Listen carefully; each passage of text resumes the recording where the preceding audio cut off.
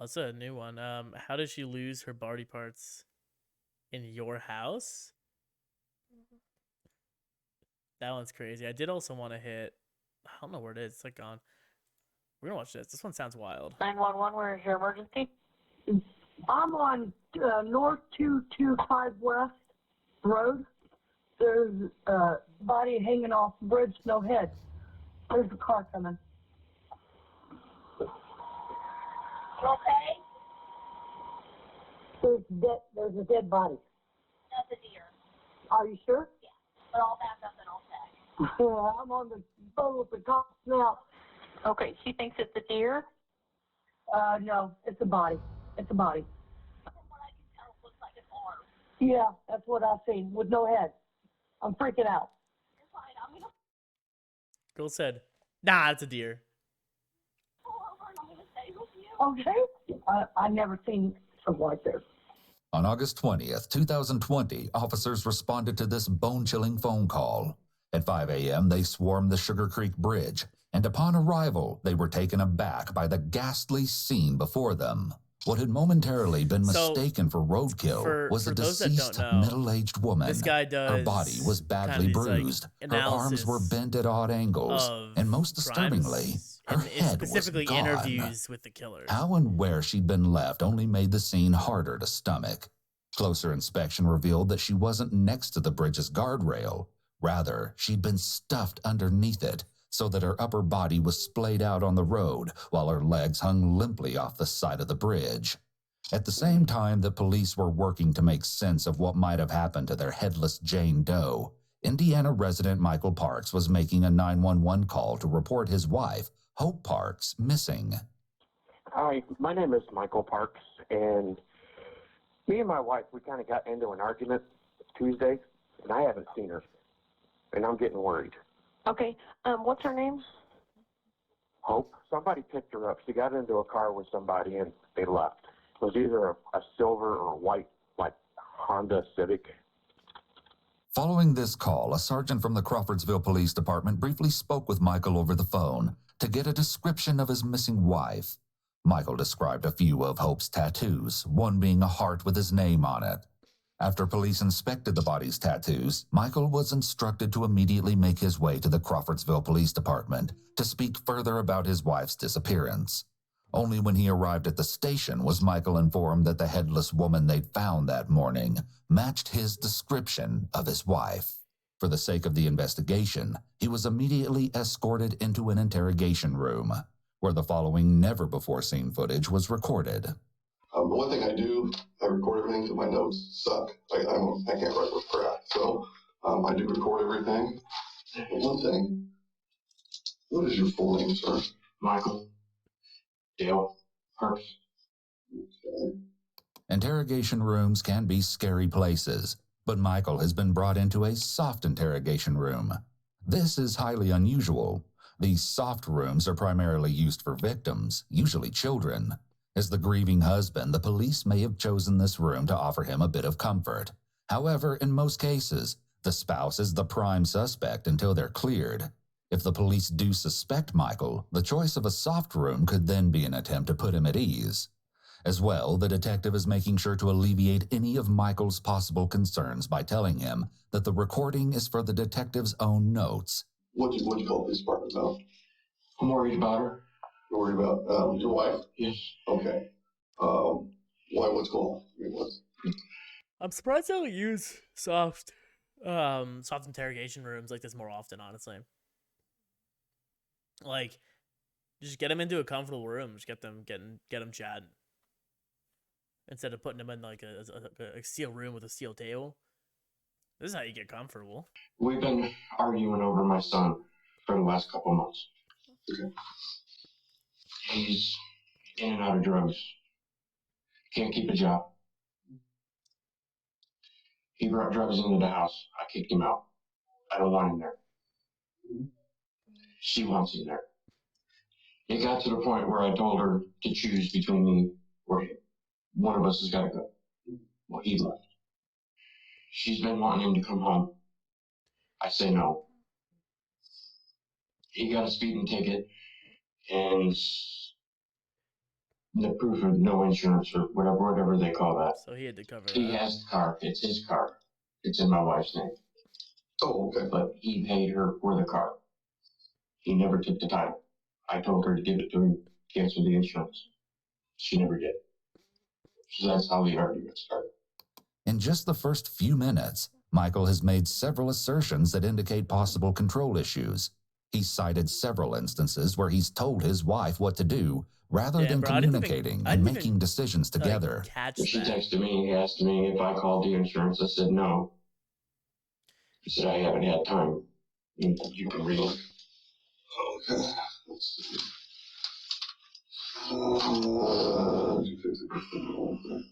Notice how I Michael would rubs his not face have- after handing his phone to the detective, then proceeds to partially cover his mouth with his hand, keeping it there for the next couple minutes. Michael is also covering his genitals here. This is a common barrier used by men when they feel threatened or stressed.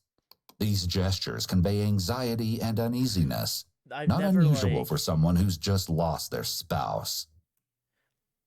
These psychological analyses are so fucking crazy. However, hiding the face is also typical of someone who might be trying to hide something else. Your son has some drug issues or anything? Does your wife have any alcohol or drug issues? No. Is there anything that... No. She's very controlling. Michael's answer here is completely irrelevant to the question. Instead of simply responding with information about Hope's substance abuse, he goes into a rather sudden and impertinent spiel about how controlling she is. So far, Michael has taken almost every chance to speak negatively of his wife, even if it wasn't warranted. As far as very clean. Self-control or controlling on everybody? Controlling on everybody. Okay. Okay. Which I'm used to it. They don't bother me. Yeah, for 25 years. You find your niche. I mean, I've gotten used to it.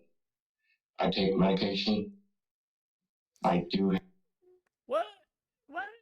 You know, he was definitely doing well to start, and then he just said, "Fuck her, fuck that bitch." My brother in Christ, you're here because you found out she's dead, and you're chatting shit. We have anger issues, but I take medication for it. But I've never done anything. Bro, Michael continues to divulge information that wasn't asked for. The fact that he has anger issues, which he takes medication for, clues detectives in on Michael's capacity to become violent. He then feels it necessary to include that he's never done anything violent to his wife. What Michael is doing here is oversharing, or volunteering unnecessary and excessive amounts of information. Oversharing is, more often than not, a nervous attempt to convince others that one is being open and honest. However, as you can see here, it often has the opposite effect. It's entirely possible that Michael could be oversharing to alleviate anxiety, as some people tend to do. Okay, so nothing controlled substance, no Xanax or anything like that. Okay. Now, and granted, it's what all families do as well, especially if you're arguing over a kid and stuff. I want to hurt him. Wasn't the question? I hate to say this and have it on recording, but I do. I want to hurt him. That's why he had to go. Michael doesn't even let the detective finish his question before he goes off on another tangent. Bro. This time, he derails the conversation to the topic of his son, John. Admitting to something less egregious in order to appear completely transparent is a common tactic used to gain the trust of others. Would she confide in him or your daughter? Yes. Or him. Okay. Me and my daughter are real close. Her and John are real close. She'll do anything for her, which that's what makes me mad. Michael clearly possesses a considerable level of bitterness toward his wife concerning how much she dotes on their son. Not only that, but up to this point, Michael has centered the entire interrogation around how toxic he believes his wife and son are, painting John as the problem and his wife as an out-of-control enabler. If he did have something to do with what happened to Hope, he's just established a clear motive for himself. When she left, you started getting in the car, right? Did you happen to see the driver at all? Couldn't tell, male, female, anything? Frankly, Michael seems much more concerned about their intermarital issues than he does about the fact that his wife might have been found dead just that morning. Has she ever been known to kind of step outside the marriage at all? Is there nothing? No. Nobody from her past that she could run to? We used to live in Illinois. Me and my daughter talked about that. I said, if anything. That was so loud, dude. That scared the My shit out daughter. of me. I haven't told her yet. Well, and we're still, they're still doing some stuff somewhere else. So that's why we're talking to you to get information. And I actually don't even know what all the officer told you. I'm just trying to get He just overall picture. told me that the tattoos that I described to him, which I do have pictures of them, the tattoos matched the description.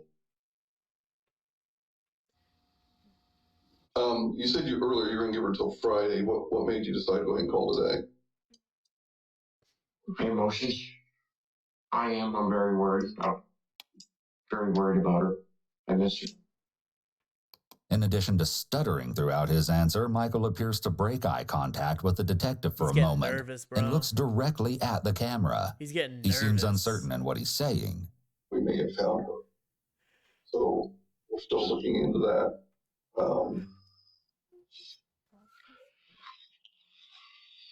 Before now, Michael has been informed that the tattoos found on the headless woman matched those of his wife.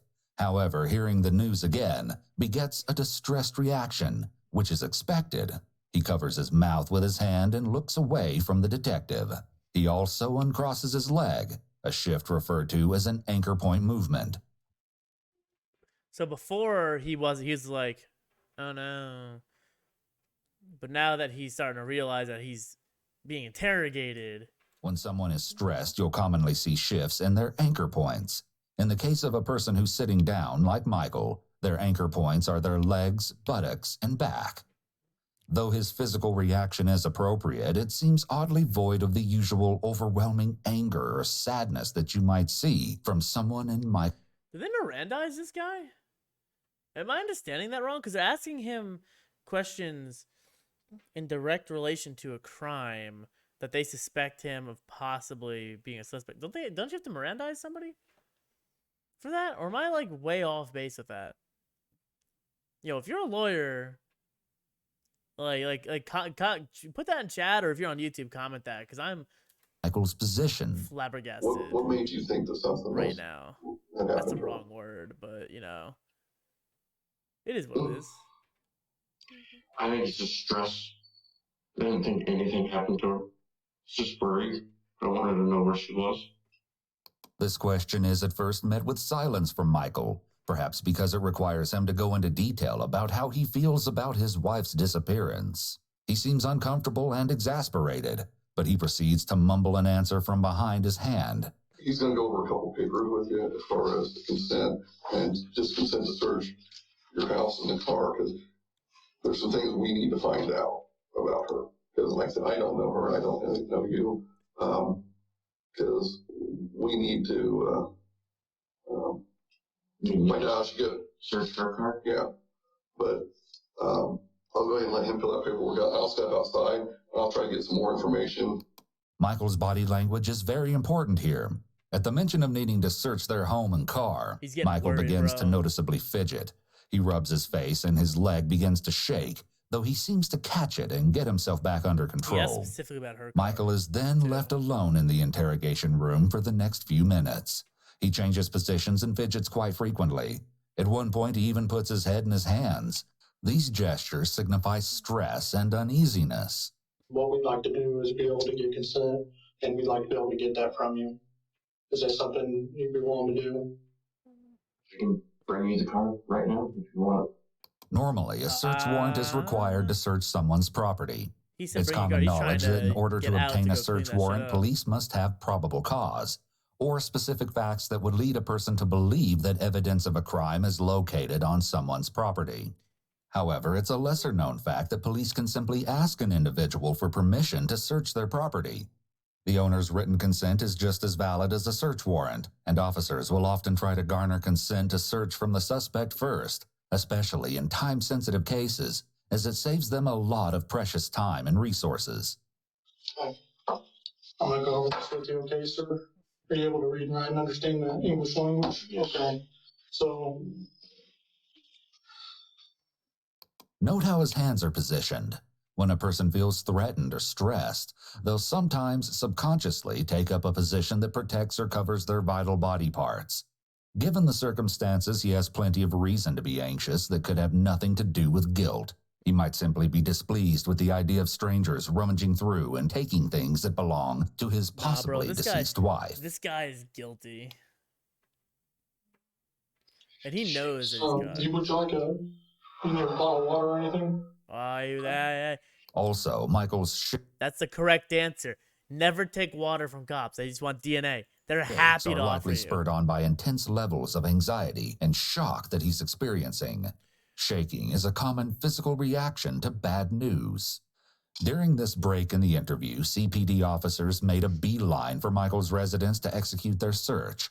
They scanned the exterior of the property before thoroughly searching the inside of the Parks home for any clues as to where Hope might have gone on the night that she disappeared.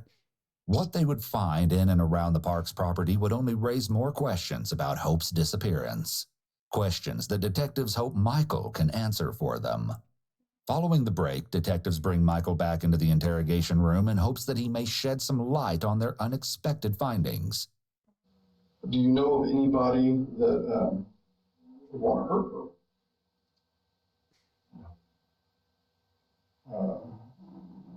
You said she wasn't close to anybody else. I mean, somebody that would be. She knows how to piss people off. I can tell you that. She knows how to piss people off, or you know how to piss people off? No. Oh, dude, that guy came back with a fucking bop on the fucking back of the head. It's like, he's not being a dickhead. Because he goes, this guy goes straight back to, yeah, my wife's a bitch, brother. No, bro. She knows And how. he's smiling now. It's chilling that Michael can describe his wife in such a shocking and insensitive way right after she's been found so devastatingly mangled and discarded. Bro. Perhaps he's using a bit of humor to cope with his feelings, or perhaps detectives are getting a peek into Michael's true feelings toward his wife. True feelings. Part of what we were looking for, and we found some blood at your house. Would there be any reason why there would be blood at the house? The question of the blood is sprung on Michael quite suddenly, likely in the hopes that they'll catch him off guard in a lie. This is called a bait question. The detective will carefully observe Michael's behavioral responses to this question. Me? I cut myself. My finger. I smashed my finger. He for sure was using that as an opportunity to flip that cop off. 1,000% intentional. There was some blood located in the garage. That would be when I smashed my finger. I was doing the transmission. And you say you saw the motor and stuff in there, didn't you? Mm-hmm. See the truck? It's a badass truck. The remark about his truck seems completely inappropriate given the circumstances. However, it's not uncommon for someone who's experiencing high levels of uneasiness to make out-of-place comments in a subconscious attempt to escape the situation.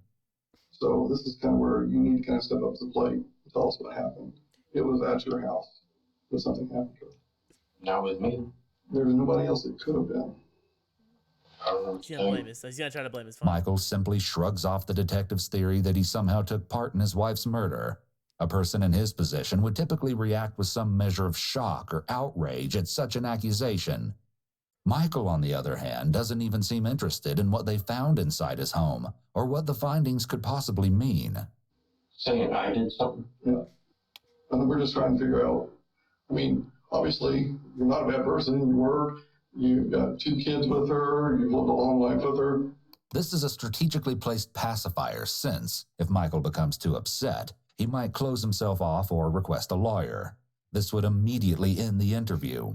It's in the detective's best interest to keep Michael open and willing to answer questions. I didn't do anything. I swear to God, I did not do anything. Swearing to God serves a similar function as a qualifier here. It's used as an attempt to add credibility to a statement that's otherwise hard to believe. This is called bolstering. Well, part of it is, like I said, we went through the whole house. We found everything. The detective is intentionally being vague about what investigators found at Michael's home in order to gauge Michael's reaction before the big reveal. What's everything? Her. The rest of her. Okay. So What? her head. You know, we found everything. He knows he's fucked, bro. This is a critical moment in the interrogation, but caught under the microscope of what should be a bone-chilling reveal, Michael's response is rather dull. There's no immediate reaction, and the reaction he does give seems to be one of exasperation rather than shock or concern. Panicking is what he's doing. He exhales deeply, leans back, and, most notably, he covers his face once again, a move we've come to recognize as a possible attempt to hide something that the face might give away. Hope's head is perhaps the most incriminating thing that officers found inside the home. However, that's not all they found.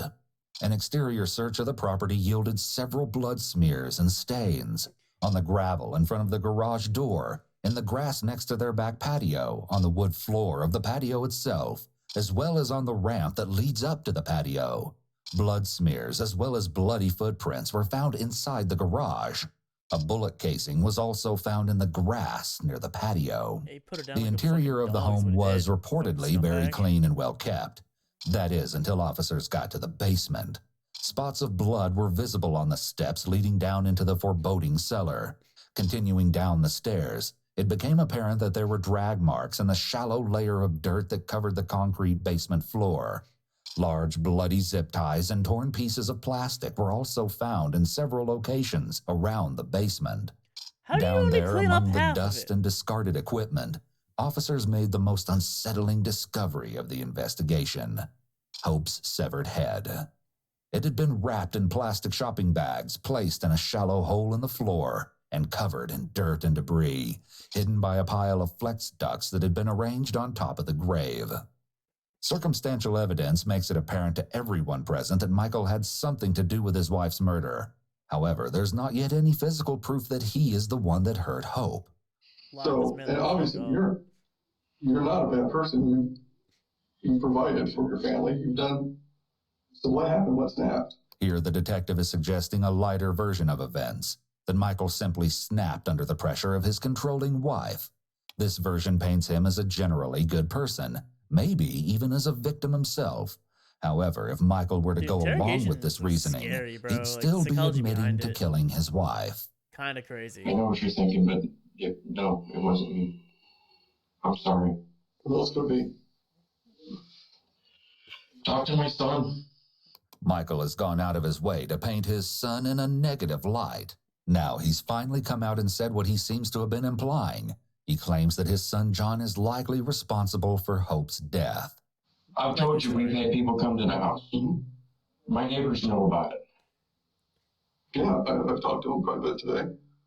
But part of it too, you're telling your son, if he's screwing up, you need to step up to the plate. And if you screw up, you need to step up to the plate. Yes, I understand.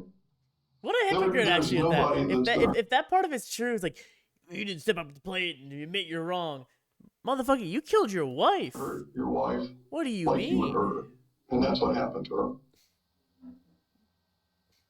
It wasn't me. No. Before Michael denies involvement this time, we catch a brief moment of hesitation, as if he's thinking about something before he seems to snap back. He then makes several sudden movements. He shifts his legs, buttocks, and back, all three anchor points that we discussed earlier. Michael's denial is rather weak, using one-word answers and looking away. An innocent person would be forceful and adamant with their denial when being accused of murdering their wife. He's likely reflecting on his decisions up until this point and weighing his options. Next person I need to talk to is your daughter. I'm going to have to explain. Talk to my daughter. We'll have a seat, sir.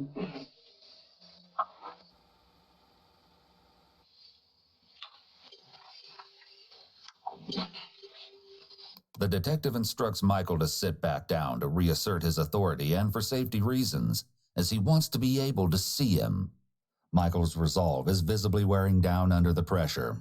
Pacing is notoriously a nervous act, an effort to release nervous energy and ease mounting tension. Something happened to her that I'm night. pretty amazed to still have him And in like something the happened to soft her at room. your house. This guy's You clearly were the only one deranged. there at your house that night. I guess this is the part where I need a lawyer. Ah, there it is. You're not listening to me. To invoke one's right to an attorney, the suspect should unequivocally declare that they want to speak to an attorney. However, if the suspect gives a more ambiguous remark about obtaining counsel, most courts require the interrogator to inquire further to clarify their desire. Michael has not yet stated clearly that he wants legal representation. I guess this is the part where I need a lawyer. Therefore, detectives can legally continue to question him, but ideally should have clarified if he was requesting counsel or not before continuing. Otherwise, they risk the rest of his statements being inadmissible. I'll answer your questions. I'm just saying I didn't do this. He says, And you I'll can answer ask your me this questions. 100 times, and I'm still going to tell you I did not do this. You're the only one at the house. You're the only one who can know what happened to your wife. Okay? I mean, You he didn't just mean to pinned do himself this into a to her. corner. Michael's body language indicates that he shut down. The protective position of his arms across his body is a self-soothing behavior that indicates that he's closing himself off from the situation, likely due to sheer discomfort and stress. So we're trying to ask you, how did she lose parts of her body in your house? No clue. You have a clue. No, I do not. Yeah. There's nowhere else for us to look. There's nowhere else for us to go. There's nobody else to talk to about this. But All right, So we got backup. And there it And is. just like that, the interview is over. This time, Michael has clearly communicated his desire to speak to a lawyer. The detectives are no longer allowed to ask him any more questions.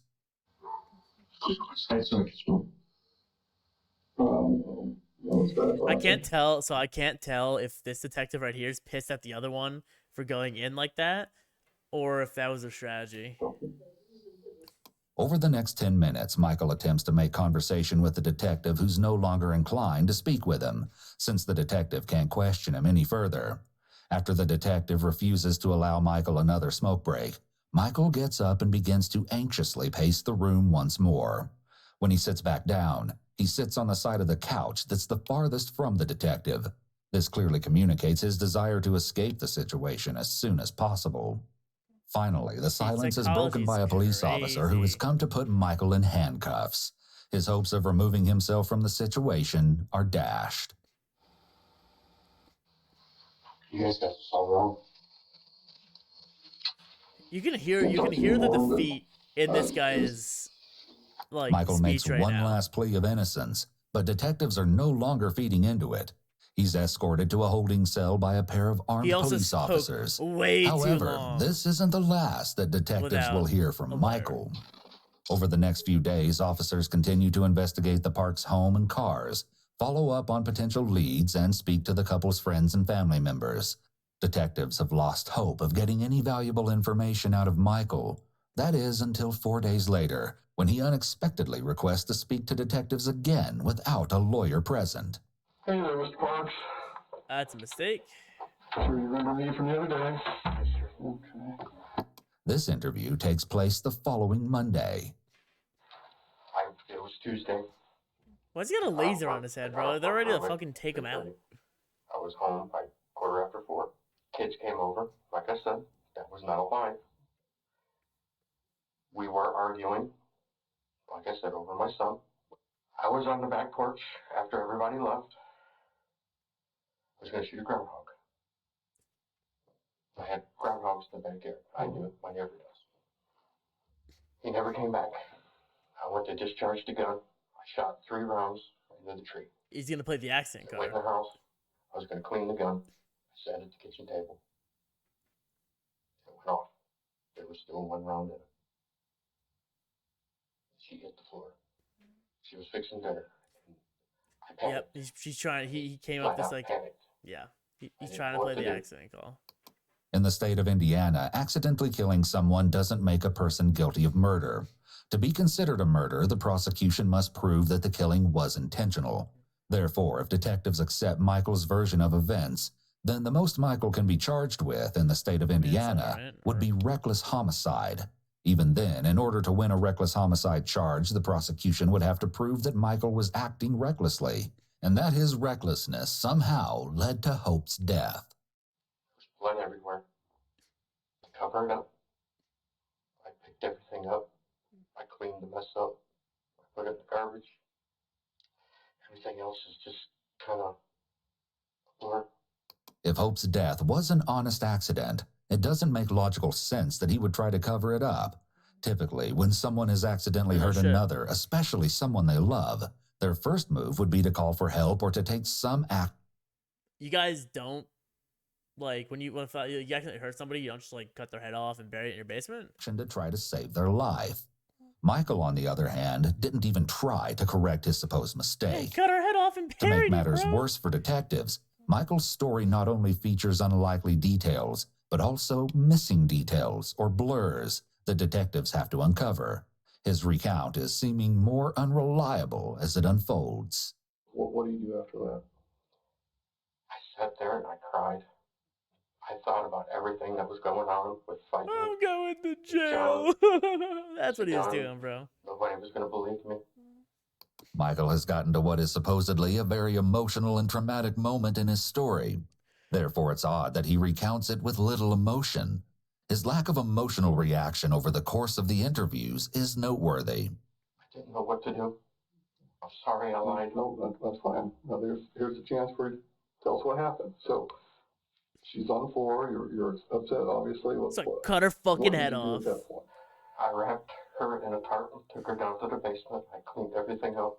By telling detectives how he moved the body and cleaned the scene, Michael might have just unknowingly admitted to tampering with evidence.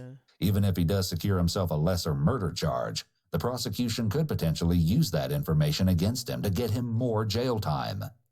When you took her downstairs, you said you wrapped her up in a tarp. What was the blue tarp? Michael covers his face entirely with his hand, and his voice breaks as if he's crying. It doesn't seem that there are any other indicators of genuine emotion, though. No sniffles, tears, or heavy breathing. If this is an attempt to feign sadness, it's a rather lackluster one. It's more likely that this performance is an excuse to hide his face, which Michael has proven to do when he's lying. I know about guns and what people tell me, so I'm just regurgitating information as far as... That's the only gun I've ever fired. Okay. The closer you are to something or somebody, you get more residue, and the further away, the less residue you get when you fire the gun. So she seemed to have some residue around the entry wound. So that would indicate that the gun would be closer, well, 4 or 5 feet. This single piece of evidence puts a rather large hole in Michael's story. If Michael can't bridge this gap between his story and the evidence, it would be nearly impossible for Michael's attorneys to prove that the shooting was accidental. And for me to be able to help, I gotta know your side. I don't know how close she was standing. I know that she was getting ready to fix dinner. That's all I know. And I sat down. Couple feet. I had the gun in my hand. That's when it went off. I'm telling you, I did not do it deliberately. Michael likely knows that he's in a deep hole right now, since his assertion that he didn't deliberately shoot his wife isn't said with much conviction. On the contrary, it seems there are notes of desperation in his voice. He needs detectives to believe his story, yet he's likely very aware that his defense of "I don't know" isn't helping his case at all. Yeah, he's the doctor and the gun shop, he actually put in his report that it was a contact wound, which means the barrel was close to the skin when it went off. Yeah, you executed her. Maybe she was closer than what I thought. Now that detectives are back on the topic of the gunshot wound, Michael has wrapped his arms tightly around himself. This is a protective position that may be Michael's attempt at self-soothing. It's clear that Michael is uncomfortable with this subject, very possibly because he doesn't have an answer for it. So if you're at the table and she's at an angle, could I get some water? It seems that Michael might be asking for some water to create a break in the conversation, perhaps to buy himself time to think of a sufficient answer to the detective's questions. There's going to be two schools of thought on this. One, somehow you tragically shot her with the muzzle of the gun touching the back of her head. Or two, there was a disagreement, there was an argument, and a And you fucking snap, killed her. There was no bad argument. judgment. No argument after everybody left. No argument. Were you still just upset from the argument earlier? It's just people on the outside looking in. I don't care what anybody else thinks. The whole thing Now was he's getting shooting her. angry and If she was defensive. where she was standing, I don't know. If she was right there, I don't know. I did not stick the gun Well, to you the seem back to of know her head. exactly Pull the where she trigger. I did not was do a that. second ago. And all I'm telling you is the science proves differently. Then she was closer than what I thought. A lot closer. That's all I can say. You didn't want her to die. No. But circumstances led to her death. What was the mental capacity of you at the time? Were you so enraged from an earlier argument that she mouthed off something and you don't know what you did? The detective is offering Michael a way out by suggesting that his actions were simply triggered by something that his wife might have said. This shifts some of the blame onto his wife, which may make it easier for Michael to admit his part in what happened. Kind of a Tasmanian devil kind of event after she's on the ground. You lost it.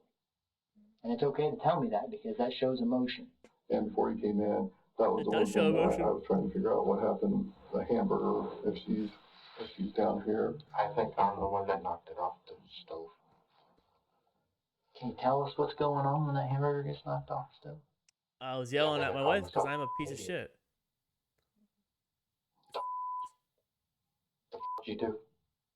By recalling what specific words he used at the time, he might be trying to draw attention away from what actually caused the hamburger to be knocked off the stove, such as a Him fight getting or struggle. angry. Ever been a problem with that rifle's trigger and going off when you didn't want it to, or? Not that I know of, no. I didn't even have it that long. Okay. Maybe a week and a half. How is somebody, by the way, who is known and on medication? So he said he's had it for a week and a half. He's known and on medication for having anger issues. How is that not somebody who has to be medicated because they get so angry? How is that not a danger to society? Just alone. And handing this guy a rifle? That's The fact ridiculous. that Michael had only been in possession of the rifle for such a short period of time could be used as evidence against him in court. The prosecution could make the case that it was reckless of Michael to be wielding a loaded firearm that he wasn't familiar with indoors, especially next to a family member. The detective begins questioning Michael about the details related to dismembering his wife. I mean, none of us are young anymore, so I mean, your skin doesn't stay like it should. So each drag, did like just the muscle and the skin go with it? I don't even remember doing it. Don't remember that part. Yeah. And that's the brain again, trying to protect you from typically the goriest, most traumatic parts. Another benefit of Michael's selective memory defense is that he doesn't have to disclose the gory details of what it was like to cut off his wife's head. He could be under the impression that giving those details would only serve to make him appear more like a cold-blooded killer. There is no way that the gunshot happened the way you're presenting it. So you're going to jail. I don't remember exactly how it happened. I'm telling you, I did not do it. What's up, React Salute? Didn't kill her on purpose or didn't That's shoot me, her? baby. I didn't shoot her on purpose. The detective's question implies that Michael might have intended to shoot Hope without intending to actually kill her. However, under Indiana law, this is actually somewhat of a false dichotomy.